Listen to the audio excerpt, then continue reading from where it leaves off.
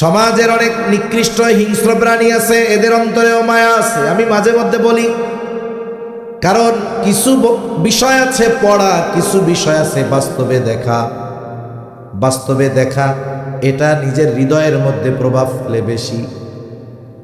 নাটোরে একদিন গেছি এক প্রোগ্রামে, মেন রোড থেকে শাখা রোডের মধ্যে ঢুকছি। দিনের বেলায় হঠাৎ এক কুকুর এসে আক্রমণ করে তেড়ে বসছে গাড়ির উপরে। এলাকার মৌলানা সাহেব, আমার সাথে একজন মৌলানা সাহেব, মজা করেই কইতেছি আর কি, মিয়া সব জায়গার কুকুর রাতের বেলা তাড়ায়, আপনার ওই জায়গার কুকুর দেখি দিনে বসে দাওয়া মারে। এবার উনি বলতেছে, ভাই কিছুদিন আগে এই কুকুরটা তার বাচ্চা নিয়ে এই মোড়ের উপরে বসেছিল, একটা ট্রাক ঢুকছে, কুকুরটা সরে গেছে, বাচ্চারা সরতে পারে নাই, ট্রাকের চাকায় পিষ্ট হয়ে মারা গেছে। এই সব কুকুর ভুলতে পারে না, বলে যখনই কোনো এই রাস্তা দিয়ে কোনো গাড়ি ঢুকে, এই কুকুরটা পাগলের মতো ওই গাড়ির উপরে তেড়ে আসে। চিন্তা করেন, একটা নিকৃষ্ট জীব, তার অন্তরের মধ্যেও আল্লাহ তাআলা দয়া রহমত দিয়ে দিয়েছে। তাহলে গোটা সৃষ্টি জগতের মধ্যে আল্লাহ দিছে কয় ভাগ? বাকি আছে কয় ভাগ? কি করবে আল্লাহ?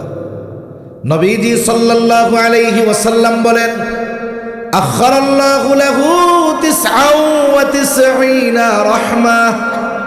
আল্লাহ তাআলা বাকি 99 ভাগ দয়া রহমত তার কাছে রেখে দিয়েছেন। কেন?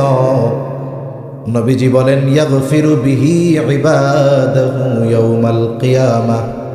আল্লাহ তাআলা ওই বাকি 99 ভাগ দয়া রহমত দিয়া কিয়ামতের দিন তার বান্দাদেরকে মাফ করে দিবে। তাহলে আমাদের প্রতি আল্লাহ তাআলার কত দয়া, এটা নির্ণয় করা আমাদের দ্বারা সম্ভব নয়। এজন্য কুল্লু বানি আদম খাত্তাউন, প্রত্যেকটা বনি আদম পাপী। এজন্য আমাদের উচিত এই পাপের উপরে স্থির না থেকে কার কাছে ক্ষমা চাওয়া। অনেক মানুষ মনে করে যে আমি কত পাপ করছি, আমার পাপ মনে হয় আল্লাহ মাফ করবে না। পাপ যদি আসমান সমপরিমাণ হয়, ওই পাপ ক্ষমা করার ক্ষমতা আল্লাহ তাআলার আছে না নাই? এটা বান্দা যদি মনে করে আমার পাপ আল্লাহ মাফ করবে না, বলে তাহলে সে আল্লাহ তাআলাকে ক্ষমার ব্যাপারে অক্ষম মনে করে। আল্লাহ কি ক্ষমার ব্যাপারে অক্ষম? অক্ষম না। আল্লাহ সব মাফ করতে পারে। পাপ যত হোক আল্লাহ তাআলা মাফ করতে পারে, গুনাহ যত হোক আল্লাহ তাআলা মাফ করতে পারে।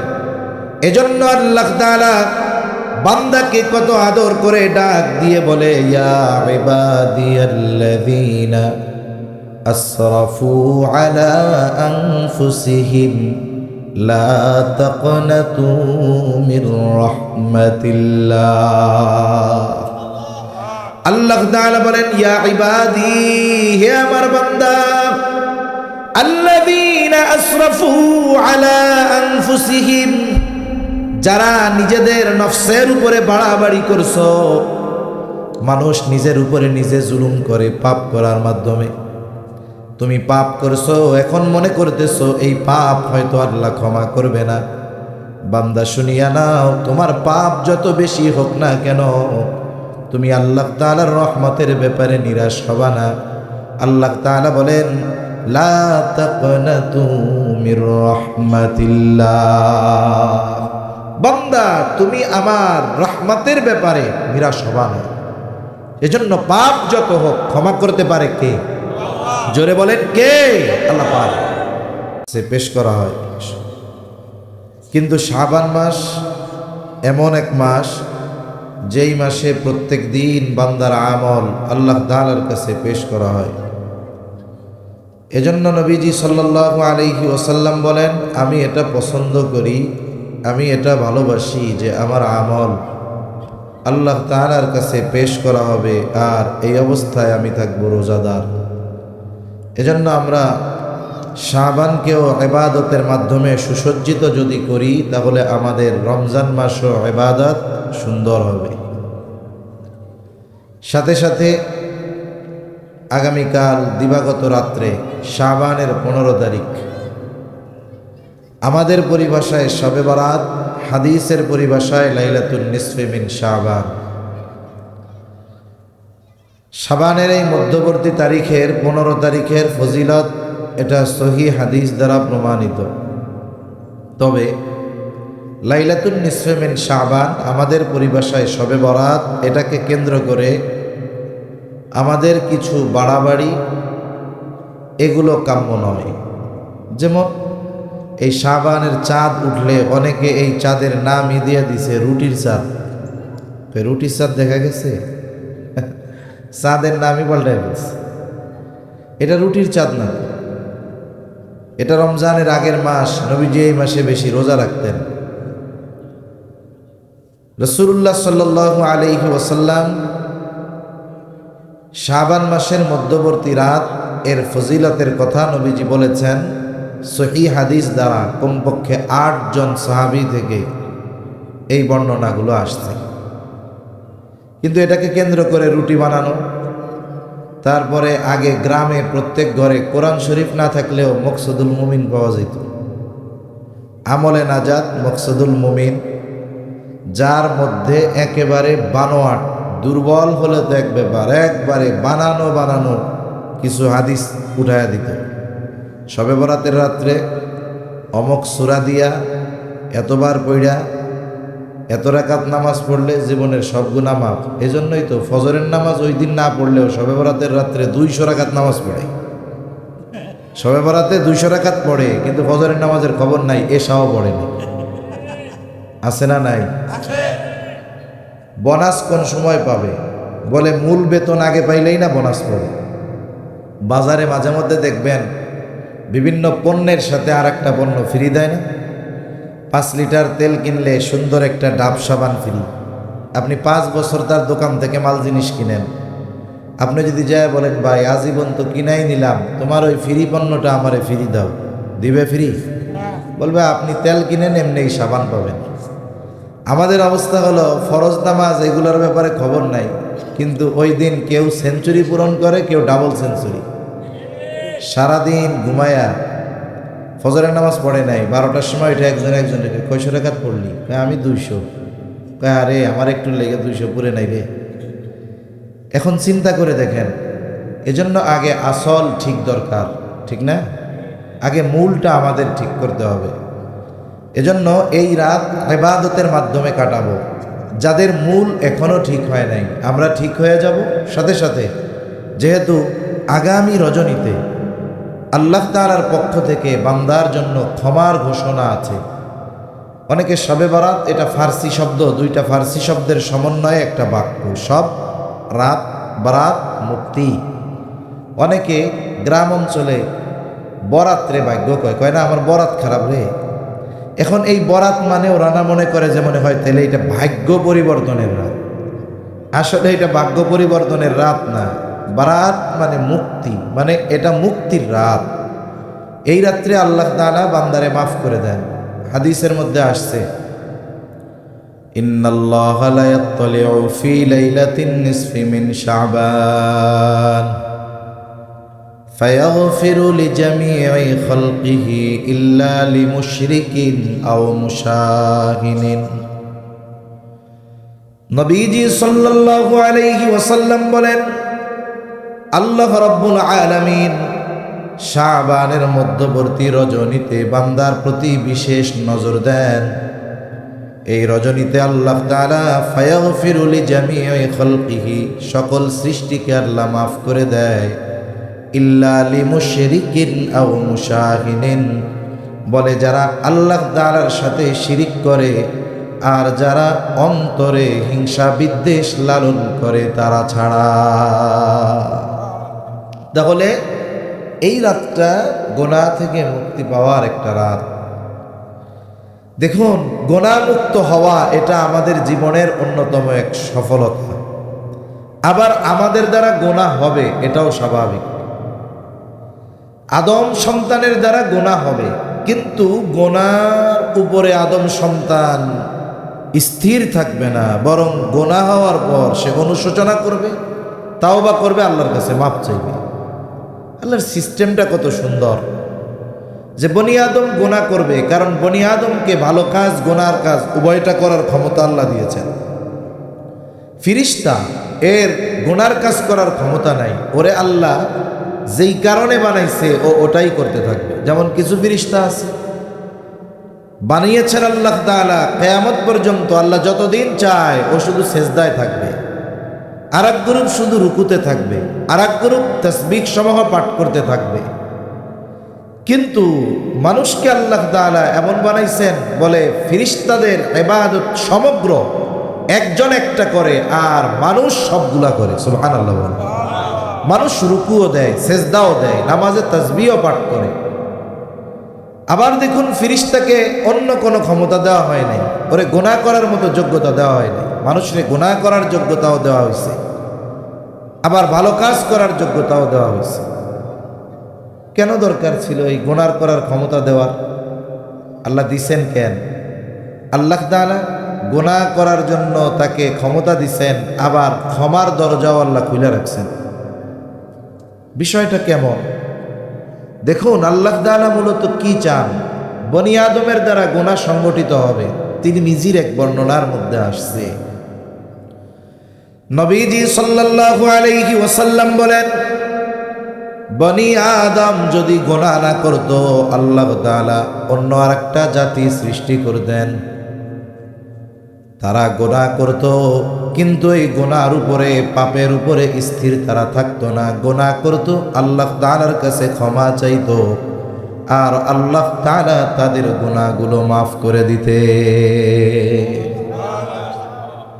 এজন্য নবীজি সাল্লাল্লাহু আলাইহি ওয়াসাল্লাম আর হাদিসের মধ্যে বলেন, কুল্লু বানি আদম খাত্তাউন ওয়া খায়রুল খাত্তাইন আত-তাওয়াবুন। নবীজি সাল্লাল্লাহু আলাইহি ওয়াসাল্লাম বলেন, প্রত্যেকটি বনি আদম পাপী, তবে উত্তম পাপী কোনটা? বলে যে তার পাপের উপরে স্থির থাকে না, বরং শয়তানের ধোঁকায় পড়ে পাপ হয়ে যায়, তার মধ্যে অনুশোচনা কাজ করে, সে আল্লাহ তাআলার কাছে ক্ষমা চায় আর আল্লাহ তাআলা তাকে মাফ করে দেয়। বলে গুনাহ প্রত্যেকটা বনি আদমের হবে, এটা স্বাভাবিক, তবে ওই পাপী বনি আদমের মধ্যে উত্তম বনি আদম হলো সে যে গুনার থেকে তওবা করে বা গুনার থেকে ফিরে আসে। তাহলে দেখুন, আল্লাহ তাআলা গুনাহ করার ক্ষমতাও দিচ্ছেন, আবার ক্ষমার দরজাও আল্লাহ খুলে রাখছেন। আমি আপনি মাতা পিতার মিশ্রিত তুচ্ছ পানি থেকে আল্লাহ তাআলা আমাকে আপনাকে বানাইছে। এখন যদি আমি আপনি জাহান্নামে যাই, আল্লাহর কোনো ক্ষতি আছে? জোরে বলেন না, ক্ষতি আছে? আমারে যদি আমি আপনি যদি জান্নাতে যাই, আল্লাহর কোনো লাভ আছে? কোনো লাভও নাই, ক্ষতিও নাই। এরপরেও যখন কোনো বান্দা গুনাহ করে আর গুনার থেকে তাওবা করে ফিরে আসে, আল্লাহ কেমন খুশি হয়। রাসূলুল্লাহ সাল্লাল্লাহু আলাইহি ওয়াসাল্লাম উপমা দিচ্ছেন সাহাবায়ে কেরামকে। এক ব্যক্তি তার সফর শুরু করেছে, রসদ সহ উট নিয়ে সফর শুরু করেছে, মরুভূমির সফর, লম্বা পথ। লোকটা মরুভূমির মধ্যে দিয়ে পথ চলতেছে, ক্লান্ত পথিক। সে ঘুমের জন্য একটা জায়গায় গাছের সাথে তার উটটাকে বেঁধে গাছের ছায়ায় সে ঘুমায় গেছে। ক্লান্ত দেহ ঘুমিয়ে গেছে। ঘুম থেকে সজাগ হয়ে দেখে তার উটটা গাছের সাথে বাঁধা ছিল, উটটা আর নাই। ইতিমধ্যে সন্ধ্যা নেমে আসতেছে। সে তাড়াহুড়ো করে তালাশ করতেছে কোথাও উটটা পাওয়া যায় কিনা। ইতিমধ্যে সন্ধ্যা ঘনিয়ে আসছে, চতুর্দিকে খুঁজে ফিরে সে দেখে না, উটটার কোনো খবর নাই। এখন তার জন্য মৃত্যুর অপেক্ষা করা ছাড়া আর কোনো উপায় নাই। হয়তো সে গভীর রজনীতে কোনো হিংস্র প্রাণীর খাদ্য হয়ে যাবে, অথবা খাবার আর পানির অভাবে এই মরুভূমির বুকে তার শরীর সমাধি ঘটে যাবে। এখন সে সর্বোচ্চ আশাহত হয়ে মৃত্যুর জন্য অপেক্ষা করতেছে। সাহাবায়ে কেরামকে জিজ্ঞাসা করা হলো, বলো এই ব্যক্তির অবস্থাটা কেমন? বলে ইয়া রাসূলুল্লাহ, পৃথিবীর মধ্যে ওই সময় তার মতো চিন্তিত আর কোনো ব্যক্তি থাকবে না, তার মতো চিন্তিত আর কেউ থাকবে না। কারণ তার এখন আর কোনো পথ নাই, সে শুধু মৃত্যুর অপেক্ষা করতেছে কখন তার মৃত্যু হবে। সে যখন সর্বোচ্চ পর্যায়ের হতাশ, সে চূড়ান্তভাবে নিশ্চিত যে আমার মৃত্যু ছাড়া আর কোনো গতি নাই, পথ নাই। এই সময় হঠাৎ সে তাকিয়ে দেখে ওই দূর থেকে তার রসদবাহী উটটা তার দিকেই আসতেছে। বলতো এই সময় সে কেমন আনন্দিত হবে? সাহাবায়ে কেরাম বলে, ইয়া রাসূলুল্লাহ, ওই সময় এই পৃথিবীতে তার মতো আনন্দিত আর কেউ হবে না। নবীজি বলেন, লোকটা তার ওই উট তার দিকে আসতেছে, এই দৃশ্য দেখে এত খুশি হয়েছে, এত আনন্দিত হয়েছে। মানুষ অনেক সময় খুশিতে আনন্দে ভাষা হারায় ফেলে, কথা কইতে পারে না। ও খুশির ঠেলায় আল্লাহরে বলে, আল্লাহ আমি হইলাম তোমার রব, তুমি আমার গোলাম। খুশিতে ভাষা হারায় ফেলছে। নবীজি সাল্লাল্লাহু আলাইহি ওয়াসাল্লাম বলেন, এই ব্যক্তি তার রসদ সহ উট ফেরত পেয়ে যত খুশি হয়, বলে কোন গুনাহগার বান্দা যদি তাওবা করে আল্লাহর দিকে ফিরে আসে, ওই ব্যক্তির চাইতেও আল্লাহ তাআলা বেশি খুশি হয়ে যায়। আমরা যদি গুনাহ থেকে ফিরে আসি আল্লাহর দিকে, আল্লাহ খুশি হয়ে যায়। অথচ আমি আপনি গুনাহ করলেও আল্লাহর কোনো লাভ নাই, ক্ষতি নাই, না করলেও আল্লাহর কোনো লাভ নাই, ক্ষতি নাই। তাহলে কেন আল্লাহ খুশি হন? আল্লাহ খুশি হওয়ার কারণ হলো, এই সৃষ্টি জগতে আমাকে আপনাকে আল্লাহ তাআলার চাইতে কেউ বেশি ভালোবাসে না। হয়তো আমি দেখি যে আমার বাপ আমারে ভালোবাসতেছে, মা, স্বামী, স্ত্রী, সন্তান, বন্ধু বান্ধব, এদেরকে সামনে দেখি। কিন্তু যদি আমি একটু গভীরভাবে পর্যবেক্ষণ করি, এই দুনিয়াতে যত মানুষ আছে একে অপরের সাথে ভালোবাসার সম্পর্ক, এর মধ্যে আরেকটা জিনিস আছে, সেটার নাম হলো স্বার্থ। কিন্তু আল্লাহ তাআলা বান্দাকে ভালোবাসেন, এখানে আল্লাহর কোনো স্বার্থ নাই। বরং আল্লাহ তাআলা বান্দাকে কত বেশি ভালোবাসে, বান্দার প্রতি আল্লাহ তাআলার কত মায়া, কত দয়া, এটা কল্পনা করার কোনো মিটার, ফিতা, ওজন দেওয়ার কোনো বস্তু আমাদের নাই। বান্দার প্রতি আল্লাহর কত দয়া। হাদিসের মধ্যে আসছে, আবু হুরায়রা রাদিয়াল্লাহু তাআলা আনহু হতে বর্ণিত হাদিস, রাসূলুল্লাহ সাল্লাল্লাহু আলাইহি ওয়াসাল্লাম বলেন, ইন্না লিল্লাহি মিআতা রাহমাহ আনজালা মিনহা রাহমাতান ওয়াহিদাতান বাইনাল জিন্নি ওয়াল ইনসি ওয়াল বাহাইমি ওয়াল গাওয়াই। নবীজি সাল্লাল্লাহু আলাইহি ওয়াসাল্লাম বলেন, আল্লাহ তাআলার নিকট 100 রহমত রয়েছে। কত রহমত? জোরে বলেন।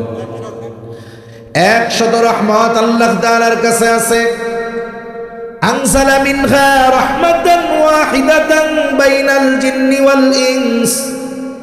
নবীজি বলেন, ওই 100 রহমত থেকে একটি রহমত আল্লাহ তাআলা মানুষ, জিন, জলজ প্রাণী, স্থলভাগের প্রাণী, হিংস্র প্রাণী, তৃণভোজী, মাংসাশী, গৃহপালিত যে কোনো ধরনের প্রাণী হোক, তথা যত সৃষ্টি আছে সব সৃষ্টির মাঝে আল্লাহ তাআলা 1 ভাগ রহমত বন্টন করে দিয়েছে। গোটা সৃষ্টির মধ্যে কয় ভাগ? এই পৃথিবীতে কত সৃষ্টি আছে আল্লাহ ভালো জানে। আমরা অনেক সময় শুনি, ছোটবেলায় আমরাও তো শুনছি, মিলাদ পড়তো না, মিলাদ, হ্যাঁ, পড়তে কিন্তু মজাই লাগতো। আসলে ফাস্ট ফুড এই জায়গায় যেগুলো আছে, কালা কালা তেলে ভাজা খাবার খাইতে মজা লাগে না? ফাস্ট ফুড খাইতে মজা লাগে না? কিন্তু বলেন তো, ফাস্ট ফুডের উপকার আছে? এরকম অনেক বেদাতরে আমরা ইবাদত বানাইছি, মজা লাগে, কিন্তু ওতে উপকার নাই, ঠিক কিনা কন? এক সময় আমরা কইতাম, আমরাও ছোটবেলায় গেছি, মানব দানব পশু পাখি 18,000 মখলুকাত, খোদার তসবিহ নবীর দুরুদ পড়ে তারা দিন রাত। এই কয়ের পর আল্লাহুম্মা শুরু করতো আর কি। তো এইখানে বলতো যে 18,000 মাখলুকাত, কিছু বিষয় আছে প্রসিদ্ধ তবে বিশুদ্ধ নয়। কোন সহিহ বর্ণনা বা বিশুদ্ধ মত পাওয়া যায় না যে 18,000 সৃষ্টি আল্লাহ তাআলার আছে, 18,000 রকমের সৃষ্টি। বরং আল্লাহ তাআলার সৃষ্টির সংখ্যা কত এটা একমাত্র যিনি জানেন তিনি কে? যত সৃষ্টি আছে সব সৃষ্টির মধ্যে আল্লাহ তাআলা ওই এক ভাগ থেকে রহমত দয়া দিয়ে দিয়েছেন। মনে রাখবেন, সৃষ্টিকুলে যত প্রাণী আছে ও যত হিংস্র হোক, ওর মধ্যেও রহমত মায়া দয়া আছে না নাই? এই এক ভাগ থেকে সমগ্র নবী রাসূল রহমত পেয়েছেন, দয়া পেয়েছেন। এই এক ভাগের একটা অংশ আমার আপনার নবী পেয়েছে। আমার আপনার নবী এক ভাগ থেকে একটা অংশ পেয়ে হয়ে গেছেন রহমাতুল লিল আলামিন। কত মায়া কত দয়া আমার আপনার নবীর অন্তরে এই এক ভাগ থেকেই নবী পেয়েছে। দেখুন, দুনিয়ায় যারা আমাকে আপনাকে আমরা যাদেরকে ভালোবাসি, কিয়ামতের দিনের বাস্তবতা হলো মুসিবতের সময় যে যার পাশে দাঁড়ায় আসলেই সে তাকে ভালোবাসে। কিয়ামতের দিনের অবস্থা হলো সবচাইতে বড় মুসিবতের দিন। ওই দিন দুনিয়ায় আমাকে আপনাকে যারা ভালোবাসে, ওই মুসিবতের সময় এরা কেউ আমার আপনার কাছে আসবে না, বরং কেউ কাউকে পরিচয় দিবে না। আল্লাহ তাআলা বলেন, ইয়াউমা ইয়াফিরুল মারউ মিন আখিহি ওয়া উম্মিহি ওয়া আবিহি ওয়া সাহিবাতিহি ওয়া বানিহি লিকুল্লি ইমরিইন মিনহুম ইয়াউমাইযিন শা'নুন ইউগনি। আল্লাহ তাআলা বলেন, কিয়ামতের দিন ভাই ভাইয়ের থেকে পলায়ন করবে।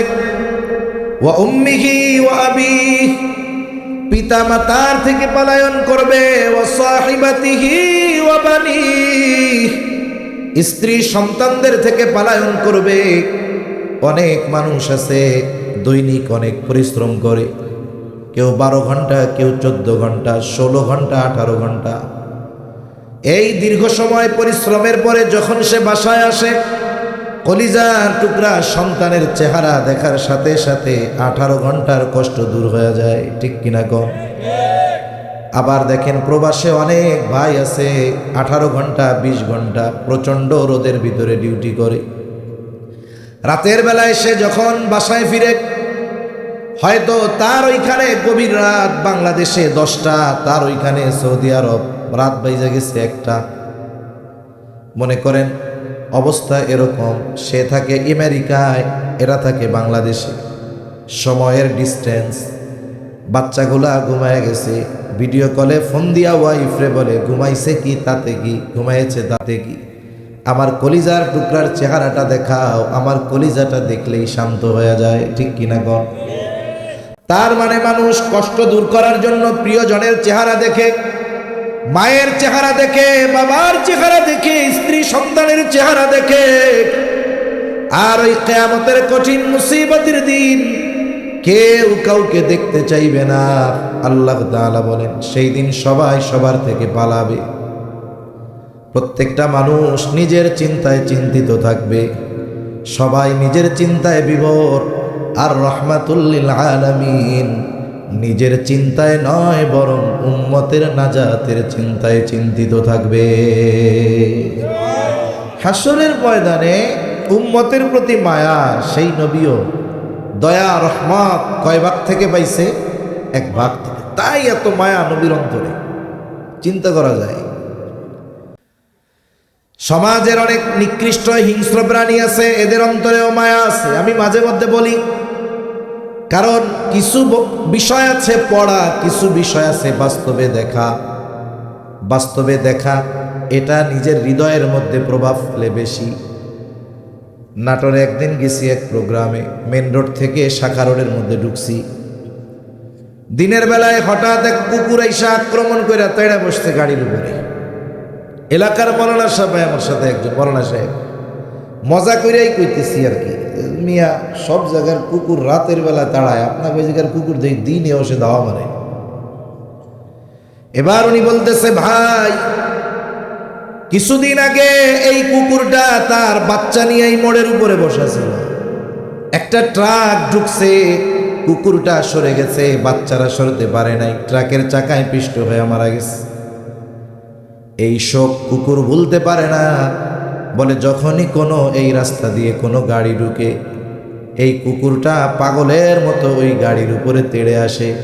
চিন্তা করেন, একটা নিকৃষ্ট জীব, তার অন্তরের মধ্যেও আল্লাহ তাআলা দয়া রহমত দিয়ে দিয়েছে। তাহলে গোটা সৃষ্টি জগতের মধ্যে আল্লাহ দিছে কয় ভাগ? বাকি আছে কয় ভাগ? কি করবে আল্লাহ?